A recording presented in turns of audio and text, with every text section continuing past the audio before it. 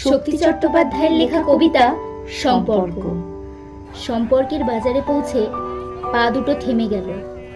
সম্পর্ক বিক্রি হচ্ছিল ওখানে খোলা বাজারে। আমি কাঁপতে কাঁপতে জিজ্ঞাসা করলাম, কি দামে বেচছো ভাই এই সম্পর্কগুলো? দোকানদার জিজ্ঞাসা করলো, কোন সম্পর্কটা বানাতে চান আপনি?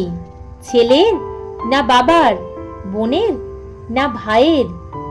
বলুন আপনি কোনটা চান? মানবতা না ভালোবাসা, মায়ের না বিশ্বাসের? বাবুজি কিছু তো বলুন, কোনটা নিতে চান? চুপচাপ দাঁড়িয়ে কেন, ঠিক ভেবে বলুন। ভয় ভয় বললাম, বন্ধুর। দোকানদার ভিজে চোখে বলল, দুনিয়াটা এই সম্পর্কেই তো টিকে আছে।